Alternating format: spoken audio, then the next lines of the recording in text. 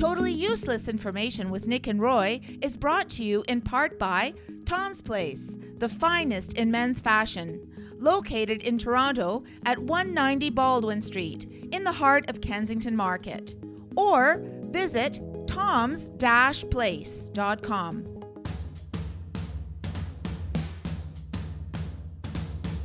It's everything you never needed to know. This is Totally Useless Information with Nick and Roy. Listen, laugh, and learn. What is the shortest commercial flight that you could book a ticket on? Did wearing a flapper dress go to the birds? Hi, I'm Nick. I don't know, Nick. Do you? I'm still Nick. And I'm Roy. And this week, we went crazy to scour the internet to find out these useless tidbits just for you. Plus, we'll answer your question in the mailbag segment. A listener wants to tell us how her mom was responsible for her to be a fan of the show. Thanks, Mom. And in the news, a man in Florida, his BMW, and a teleportation device.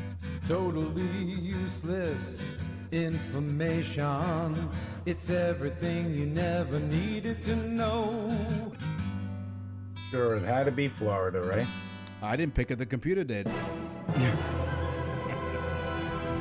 Throw away your totally useless GPS. It's time for geography. So get lost with Nick and Roy. Welcome to the show. You know what? We're going to blame AI. We're going to start a new trend in 2026. Blame it on AI.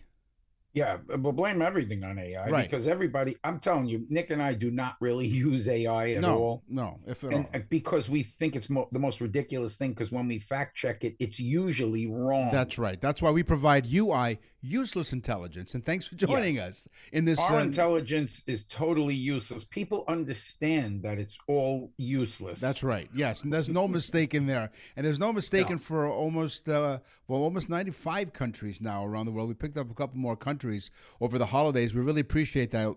And we welcome 2026. What a great way to start, by going somewhere. And people always tell us where to go. So we figure let's do geography. How about this? Yeah. A tale of two cities. Budapest, right? You said you know the city. Budapest is known as two cities because it's formed by the unification of three towns in 1873, primarily the hilly historic Buda on the west bank and the flat bustling urban Pest on the east. Oh, so it's two towns put together to make one Budapest. That's right, exactly. Divided by the Danube River, creating two distinct personalities, Buda for the views and history, Pest for the nightlife and culture, connected by bridges like the Chain Bridge. One time I was sitting at the beach, took my shirt off, and a young man screamed, "Mom, look, it's a Buddha." She said, no, he's just a Pest. She was looking at my pest. Right.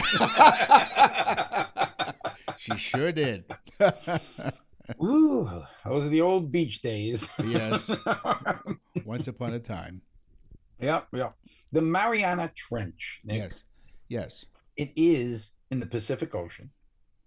It is 35,900 feet deep. Oof, that's deep. Now, if you want to put that into perspective, Yes. just think about this.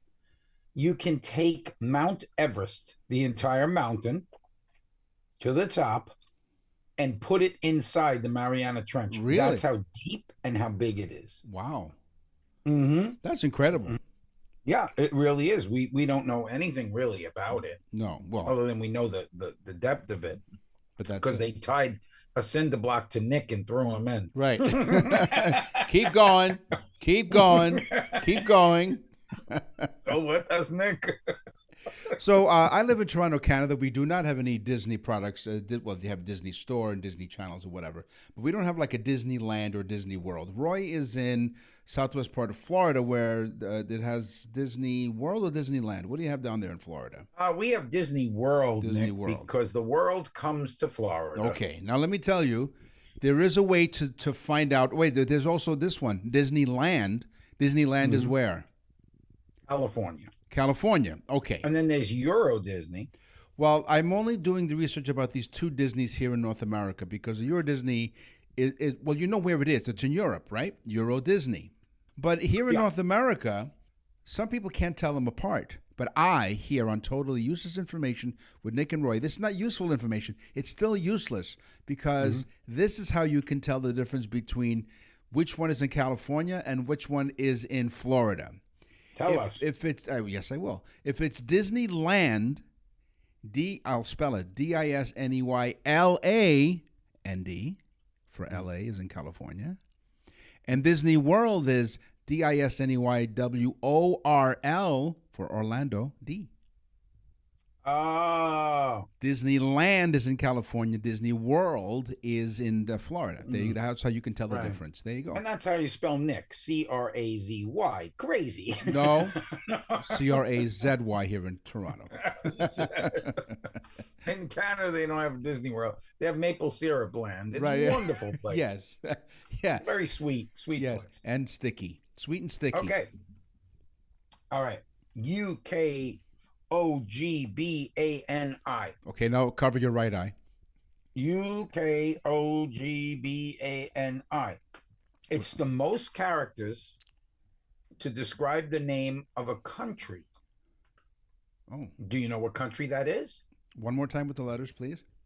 UKOGBANI. Well, with UK in there, I would think it's somewhere in United Kingdom, yes? No? I'm asking you, Nick. I don't know. You need to give me an answer.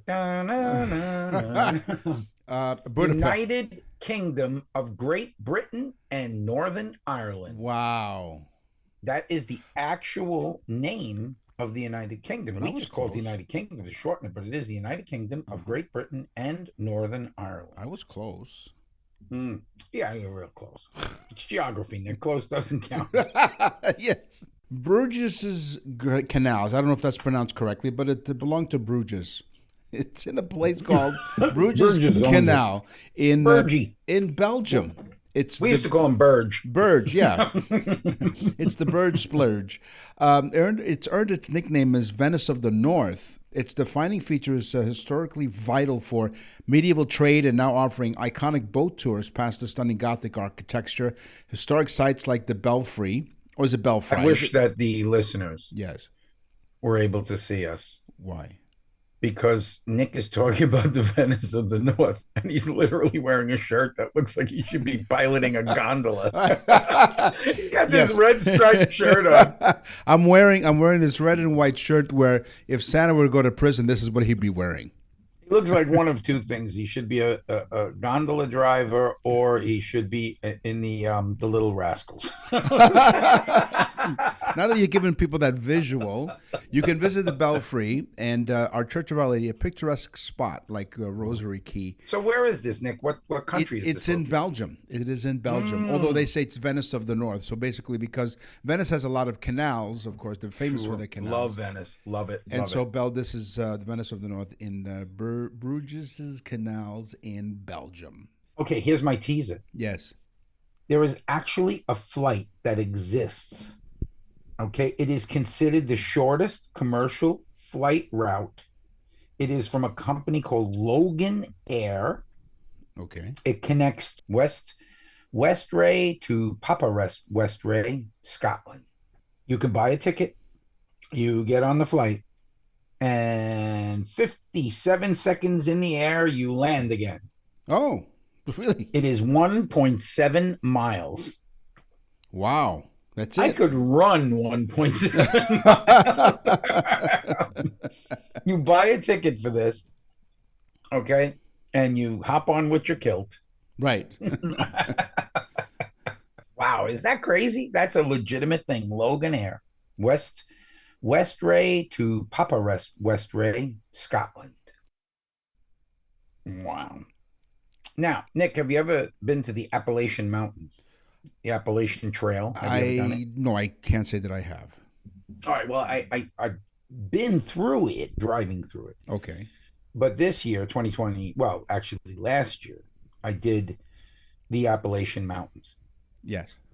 I did the start of it. I didn't even get into the whole Virginia portion. So I've been to the start of it and to the end of it, but I've Okay, not yeah. done the middle of it. Yeah. But it goes all the way down to like Georgia. Oh, okay. So yeah. Oh my God, there's some of the most amazing. But I did not know this. It is one of the oldest mountains on Earth. Oh, really? So the tectonic plate shift may have been before the separation of the Pangea continent. So this is that old. We're talking about billions with a B. A B. There you go. Now, your eyesight is pretty good, isn't it, when you wear glasses? Yeah, right. Yeah. I'm wearing binoculars right now. No, my eyesight used to be great. The reading is getting a bit messy. It is. But how about if imagine that if you're at the 1936 Summer Olympics in Berlin. I don't have to imagine. You were there, Nick. Right, Tell yeah, us exactly.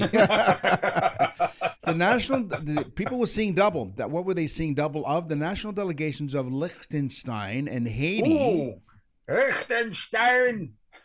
Yeah, where exactly is Liechtenstein located? Right in Liechtenstein and Germany.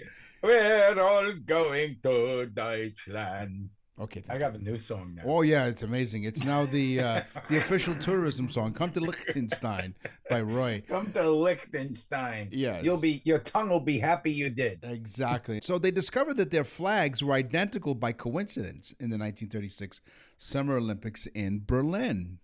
The flags of both nations at the time consisted of simple horizontal bicolors of blue on the top and red on the bottom. But neither country was aware of the similarity until they saw each other's flags in the Olympics, largely due to the lack of extensive international communication and diplomatic exchange at the time compared to today. Although today's communication standards aren't any better, I don't think. Thanks for joining us here on Totally Useless Information with Nick and Roy. You go to our website, nickandroy.com. It's a brand new year, but you know what? We are still doing birthday messages. They're becoming more and more popular. Oh, and it's crazy, right? We really appreciate all of your support throughout the years. And I'm telling you, people are discovering this great product that we have, and we're proud of it. It's the Nick and Roy birthday message. You go to the Nick and Roy store up at nickandroy.com. Nick and Roy will continue with totally useless information.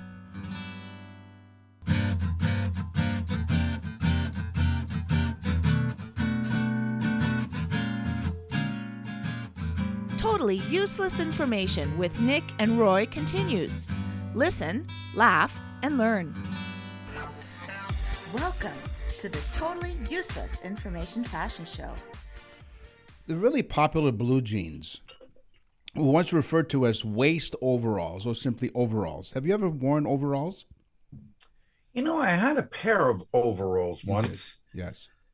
I don't remember how much I wore them. I think I worked in them, but it makes sense because the term jeans did not become common for the name of the garment until the 1960s, but it was workwear. The origin is the riveted denim pants were created in 1873 by, we've done this on the show, in 1873 by Jacob Davis and Levi Strauss as durable workwear for laborers like miners and cowboys. Were you a miner or a cowboy when you wore them? Do you remember? No, you want to know something? I'm going to tell the listeners something. Yes. My dad had these different names for things, and now the more I find out, the more he was kind of right, you know? Okay. He would call them coveralls, not overalls. They were called coveralls, and the guys would wear them at gas stations because they would have their clothes on underneath. Okay. It was to cover their clothes to keep them from getting dirty. But those were coveralls, right? But these were denim overalls. Yeah, was there a difference? Well, it's basically, it was the differentiated the waist-length trousers from the bib and brace style overalls that covered just the chest. They had straps at the top. I had a pair of overalls that had a Speedo attached to it. Right, yeah. Oh, 100%. Let's go. There's a thought. Oh, no, there isn't a thought. You've already given them a visual about my red and white stripes. My eyes are bleeding. Yes. Let's go down the rabbit hole. The term jeans was largely driven by youth culture, those youths in the 1950s and 60s, who adopted the garment as a symbol of rebellion and casual wear, popularizing the term that they derived from the fabric's origin in Genoa, Italy. Jeans. Oh, Genoans. yeah. Jeez, there you go. Didn't we talk once about the sailors? Yes. The Genoa sailors, That's and right. they wore them. The Genoans, that's right. So that's what we The were Genoans, yes, Yeah. the Genoans. The Genoan? No, I didn't know them. Did you? Well, now everybody knows. That's right. Okay, this is a cool one Yeah. because we talked a little about this, but here's how trends start. Okay. Okay. Before this, everybody would get married and you'd go get the finest dress that you thought you could find to get married, and your husband would clean up and dress up. And we spoke on the show about women wearing flowers to smell nice. They didn't wear the flowers for visual. No. They did it because of the nice smell, because people didn't bathe all that often. I guess, it's so gross, but whatever. Romantic. But it's not until Queen Victoria tells someone in her court that she is getting married, and she wishes to marry in a pure white dress because she wants everyone to know how pure she is. Ah. So she commissions this person to make this dress, but she doesn't just want a dress. She wants a full gown with a long train. Mm-hmm. Thus, the white wedding dress is invented. It becomes an immediate success. It becomes the actual vision of what we think of as a wedding dress. Yeah, the white wedding dress. Absolutely sure. One simple event.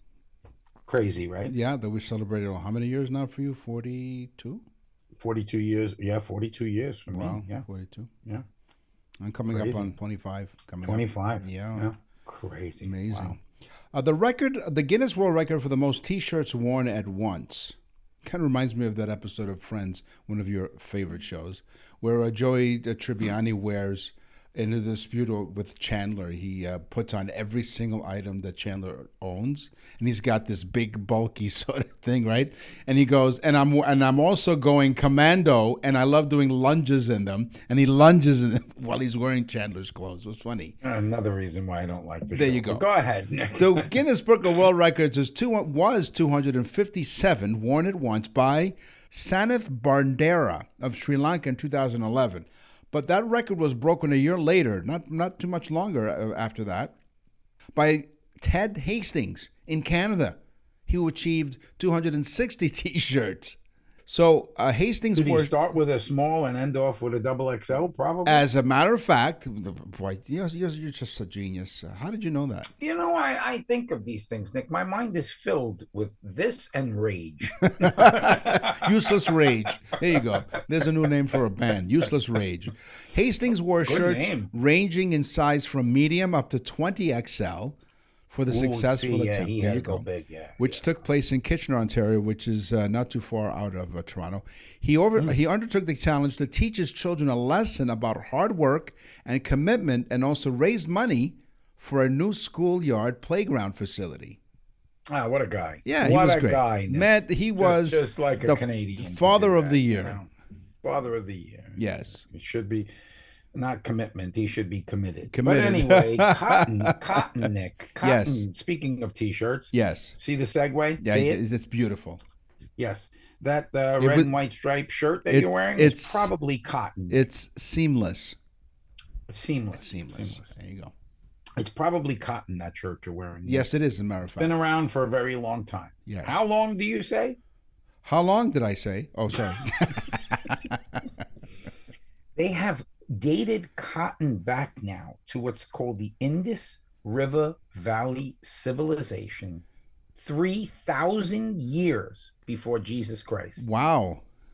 They figured out how to spin the cotton fibers into thread and created material. That's great. So I'm 3,000 BC. BC. So I'm wondering that when Jesus was wrapped in swaddling clothes, as the story goes, was it cotton? Yes. Was it cotton? I don't think so. No, I think he was papyrus,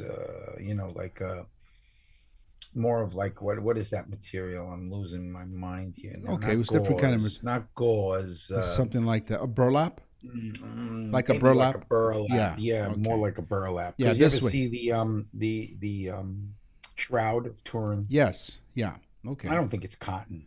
No, and I don't think it was burlap either, because I don't think they wrapped them up. It's finer than that.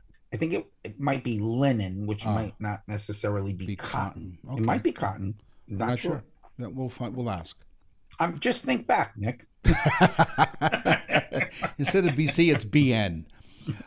And the flapper. Before Nick. Here's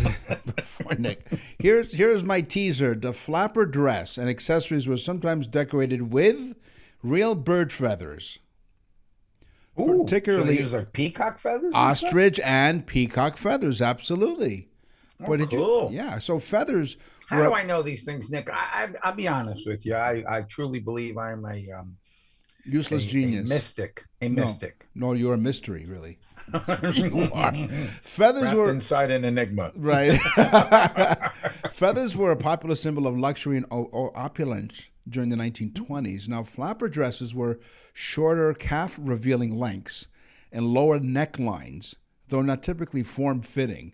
Straight and slim was the preferred silhouette, so flappers wore high-heel shoes and threw away their corsets in favor of bras and lingerie, which is what Roy loves to wear on Saturday night. So, folks, as Nick and I do not discuss. No, don't tell me. What we're going to say. What did you do? So, in the 1920s and the 1900s, yes, women wore flapper dresses. Right. But they wore those dresses because they helped to bring out their dancing, which was the 1920s music, where the flappers would dance. Was it the Charleston? Was it Charleston? Charleston's, yeah. Okay, Charleston. Okay, so great. They're dancing this hopping around dance. Yeah. And this woman named Mary Phelps, a New York socialite, she was going out dancing. Yes. And she said, I am so tired of these things flopping around when I'm dancing. She took two men's handkerchiefs, put them onto the triangles, sewed them together, and tied them to her breasts to hold them in place. Thus, the bra was technically invented by Mary Phelps. Wow. Yes. There you go. Yeah. Cool. That was beautiful. See, that's why Listen, Laugh, and Learn. That's the beauty of this show, Nick. It is. It is the beauty of it. It's as beautiful as Roy's bras. It's wonderful. Nick and Roy will continue with totally useless information. To access the full library of episodes, visit nickandroy.com. That's nickandroy.com. The excitement continues at Tom's Place as the sales just never end. Hi, Nick and Roy for Tom's Place, your destination for knockout deals and incredible menswear, as Boxing Week is in extra rounds right now in January. Tom's is open for business each and every day with 2 floors stocked with sales on brand names that you love. Prices are so low, you'll have to visit it to believe it. Yes, first floor sport jackets are 3 for 1. Did you hear that? 3 jackets for the price of 1. This is a limited time event. I'm serious. Get to Tom's. Plus, select suits regularly up to $5.95 are only $2.49, and upstairs, dress pants and shirts, buy one, get one half off. And remember to ask Tom to take off more. Get it? T-O-M, take off more. Yeah, half off pants is not a way to walk around Tom's Place. No. Brand name sweaters, folks, shirts, pants, top coats are slashed at 50% off. This is a big, big sale. Those luxury soft cashmere scarves, just $25 or 3 for $50. This is cashmere scarves, beautiful cashmere scarves, 3 for $50. Don't miss Tom's Place extended Boxing Week sale, 190 Baldwin Street in Kensington Market, or online at toms-place.com. That's toms-place.com. Tom's Place will suit you. We're back with totally useless information with Nick and Roy. Listen, laugh, and learn. Aloha. Hawaiian shirts, known locally as aloha shirts, emerged in Hawaii in the 1920s and 30s, created by Japanese immigrants using colorful fabrics, and were popularized by tourists and servicemen, becoming iconic symbols of the island casual wear and culture. Very cool. Yeah. So blending various ethnic styles into a unique garment. So thanks to the Japanese immigrants for thinking of these wonderful, wonderful colors. Oh, so speaking of garments, skirts. Yes. Women's skirts or covers like a skirt, Right. are the second oldest piece of garment or article of clothing. Okay. What do you think is the first? Cotton.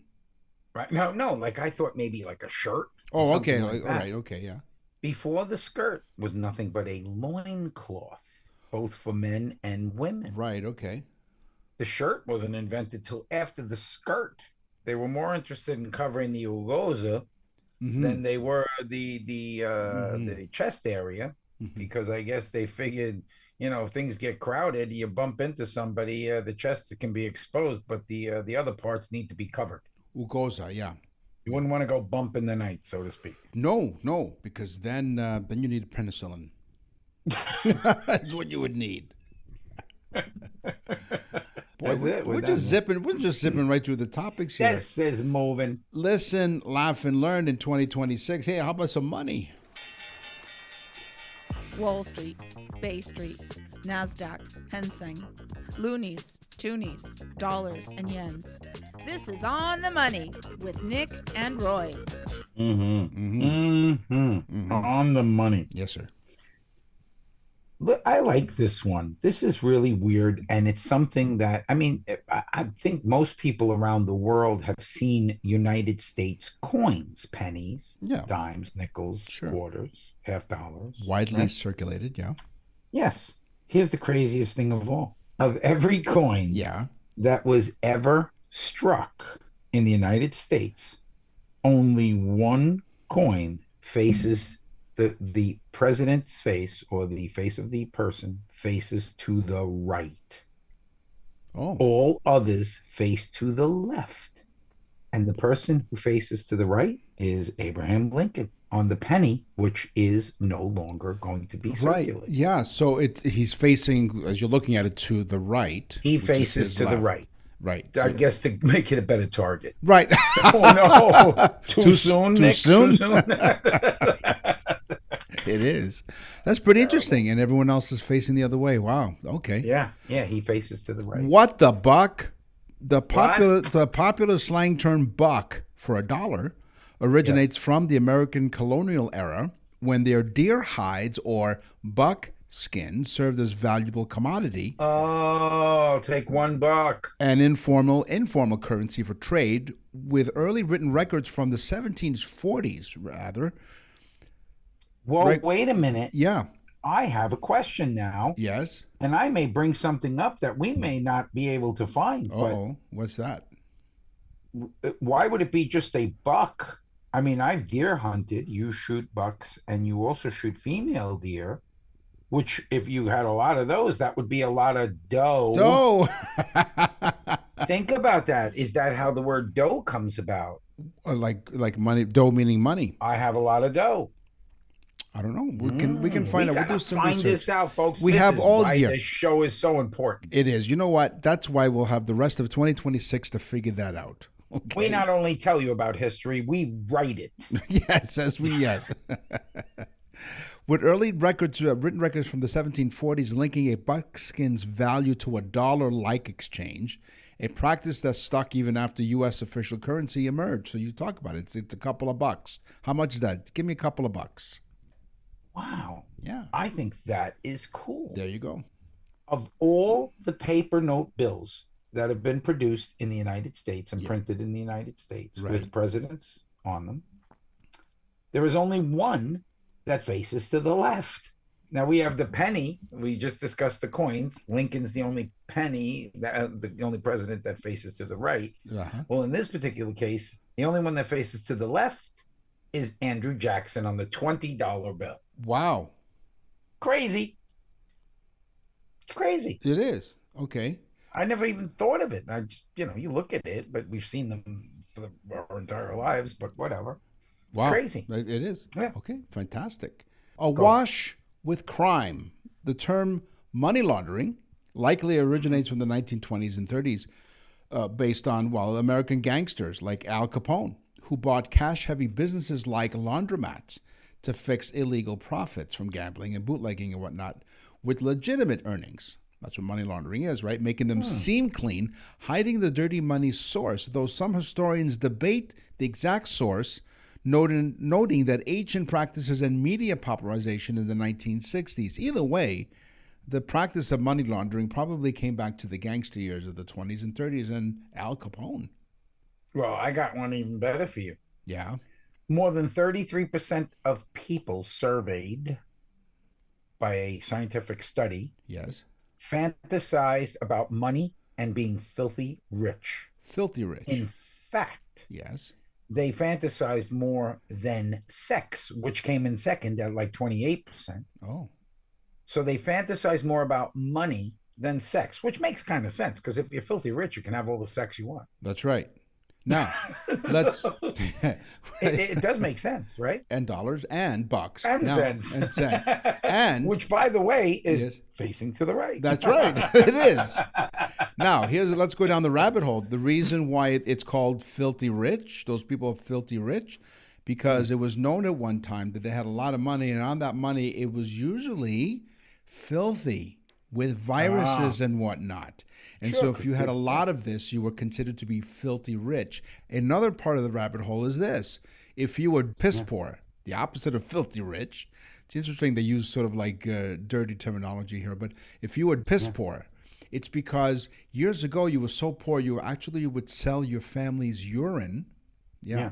That was piss poor. No, you don't have a pot to piss in. Right, that sort of thing. Right? Yeah. Well, exactly. let me do these two quick, because I know we're running out of time for this segment. There are two people that appear on U.S. paper notes. What's that? Who were never president of the United States. Benjamin Franklin, right? Yeah, Ben Franklin, $100 bill. Right. Never was president. Right. Get ready. Signer of the Declaration of Independence, but never president. Alexander Hamilton, $10 bill. Oh, wow. He was in all kinds of forms of government, but he was not. He was ambassadors and all this other stuff, chief treasury, I think, or whatever. Well, and by the way, in 1866, Congress passed a law. In 1866, they said no living person can appear on a paper note. Wow. Declaration of Independence. Do you know where they signed the Declaration of Independence? At the bottom? No, in Pennsylvania. In medieval Europe, especially England, silver pennies were commonly cut into halves and quarters to make smaller change because official half pennies and farthings were scarce. Yeah. The cross design on the reverse of these thin coins acted as a convenient guide for cutting, creating half pennies and farthings or forthings, a practice that continued until mints produced enough smaller denominations. So it's farthings, not fartings. That would be your case. Yeah, you wouldn't want to pay with farting. No. I'm here to pay my gas bill. But I'm wondering, had me wondering, though, because a quarter, of course, is 25 cents. It's a quarter of $1. I'm wondering if that's the origin of a quarter came from.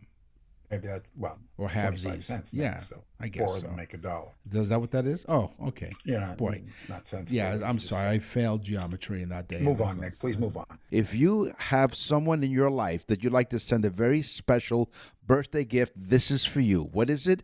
It's the Nick and Roy's birthday salute to your loved one. You can hear a sample right on the website. Go on there, folks. If you have somebody that you say, well, they have everything, I don't know what to buy them, this is the perfect gift. Every person that's got one for somebody, they end up getting them for someone else because they just loved it so much. We have so many comments from the people. We've done hundreds of them now. It's insane. It's fantastic. Go to nickandroy.com/birthdays, nickandroy.com/birthdays to get yours today. Nick and Roy will continue with totally useless information. You're listening to Totally Useless Information with Nick and Roy. Listen, laugh, and learn. This is Totally Useless Television Information with Nick and Roy, the two guys that put the boob in boob tube. Jerry Seinfeld, get ready. He turned down season 10. The television network said, Jerry, we want you to do season 10. Right. And he said, no, I don't want to. Right. They said, we need you to. We want you to. Jerry said, well, hey, where's the money? What are you going to do? You're going to... But anyway, they offered him $5 million per episode. Wow. And he said, I'm done. Yeah. So he had a lot of money. By the way, he makes, I don't know how many millions of dollars a year off of the reruns. And every single one of the characters in that show is a wealthy person every year due to the show showing all over the world. It won 10 Emmy Awards, 79 wins, and 197 nominations total. Yeah. And still, Elaine can't dance. No, she can't. The show Frasier had a dog, Eddie. Oh, yes, Eddie the dog. Yes. Okay. It was widely reported that Eddie... the father would walk Eddie over. That's right, exactly. And of course, you know, Fraser Crane had this sort of relationship with this dog. It's like Eddie, and Eddie would like sit on the couch or whatever. And it was quite a comical genius the two of them were. Anyway, the dog, Eddie, received more fan mail than his human co-stars at the peak of the show's popularity. Now, the name of the actual dog was Moose. And the role of Eddie, the dog, was played by two different Jack Russell Terriers during the show's run. Moose originated the part and was the dog who garnered the most fan mail during the height of the show's success. His son, Enzo, took over the role later in the series. Talk about nepotism, huh? That was a cool one, Nick. Yep. What's in the mailbag? What's in the mail? I'll tell you what's in the mail, Nick. Katie. Okay. Katie from Burlington, I'm drunk. Katie from Burlington, Vermont, Nick. Yes. I was startled when he came out of the mailbag.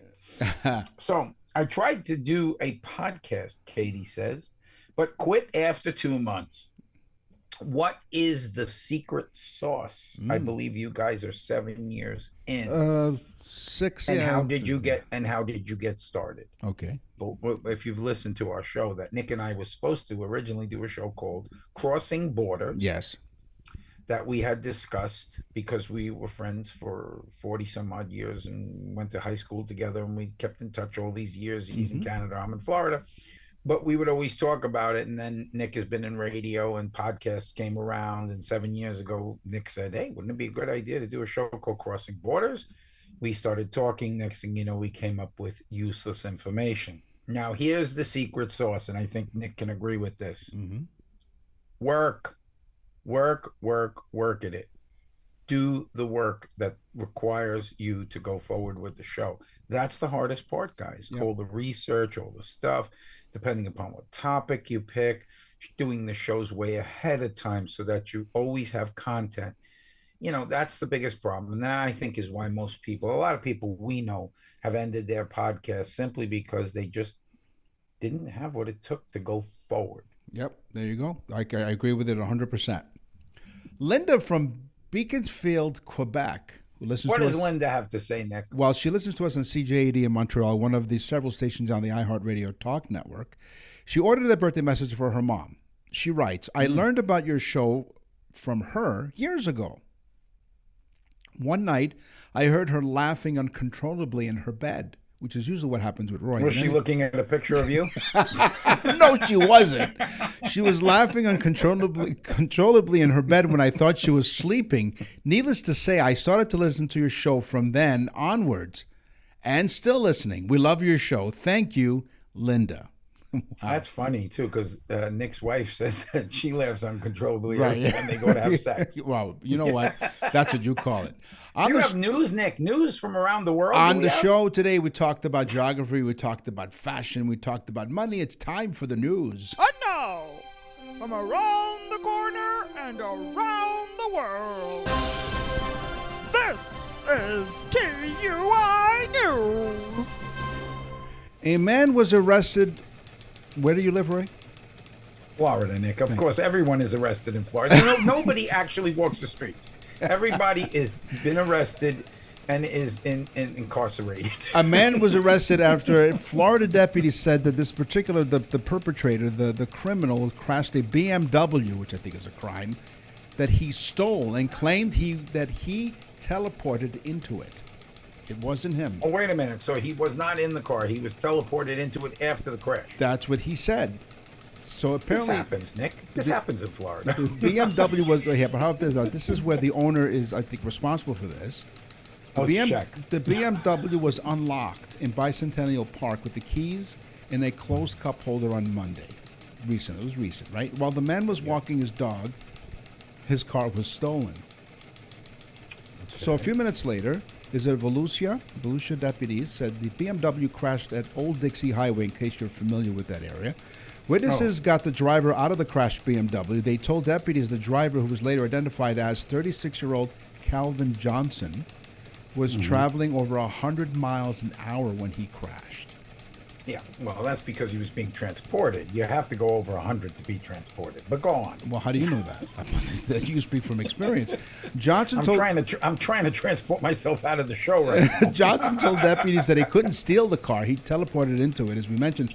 The sheriff's office said Johnson was sent to a hospital for treatment. Now, we're not sure if it's for physical treatment or mental treatment. We're not sure at this point. Yeah, I would think mental. So the guy stole the car, is what you're saying. Yes, which is why the other guy's walking his dog. Right. This guy steals the car. Right. And then he tells the police, after being captioned crashing it, right, that he was teleported into the car. You got it. You have it all down pat, right?